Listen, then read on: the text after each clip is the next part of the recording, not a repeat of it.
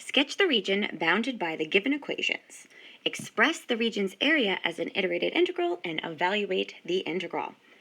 And we have y is equal to the natural exponential raised to the x, y equals 0, x equals 0, and x equals the natural log of 2. So we're going to start here by sketching the region. So this is our region of integration. This is R in the xy plane. We have, here is our y-axis, and we'll say here is our x-axis. So let's start with the easy curves here. We know that we have a bounding curve here at y is equal to 0, which is the x-axis.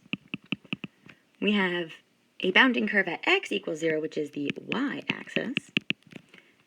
We have a vertical line at x is equal to the natural log of 2, and then we have the exponential. So let's see here.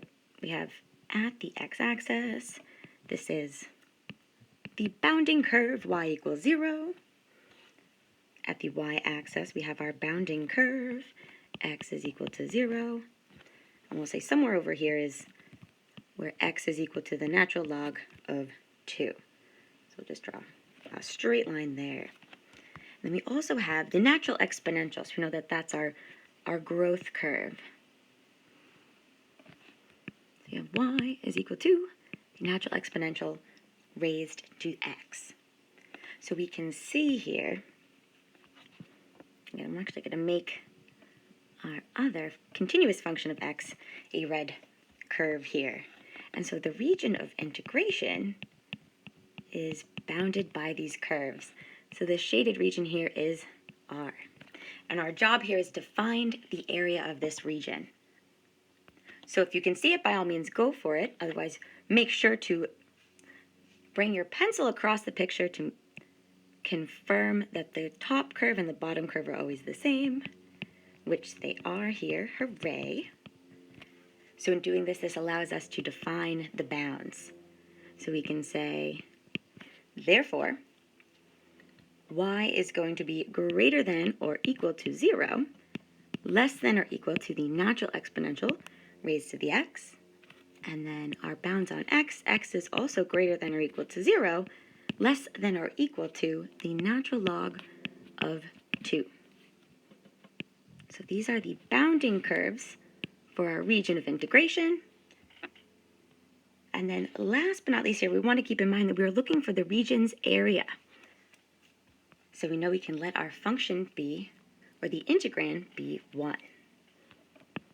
So we're ready to go ahead and set up the double integral, or our iterated integral.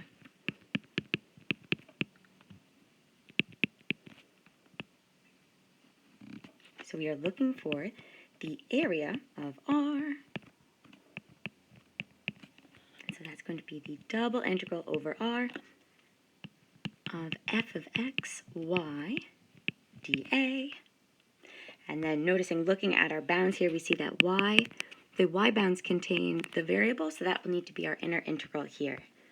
So we can rewrite this as the integral from 0 to the natural log of 2, the integral from 0 to the natural exponential raised to the x. Again, we're letting f of xy be 1 because we're looking for the area. And our area differential will be dy dx. And we're ready to start evaluating. So here is our inner integral.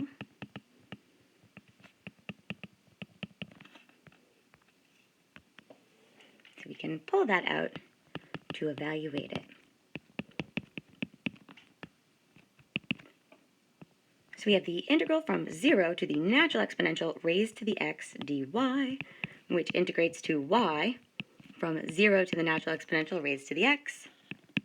So I have e to the x minus 0, or we're just left with the natural exponential raised to the x. And we're now ready to evaluate the outer integral.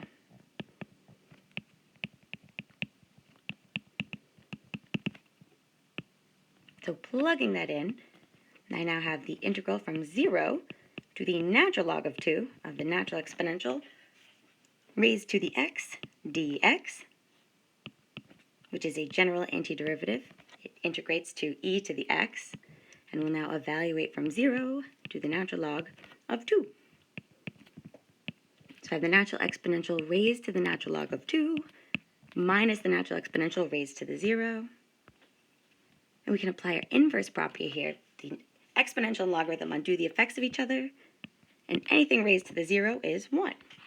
So we're left with 2 minus 1 for a cute final answer of 1 unit squared. And this is the area of the region of integration.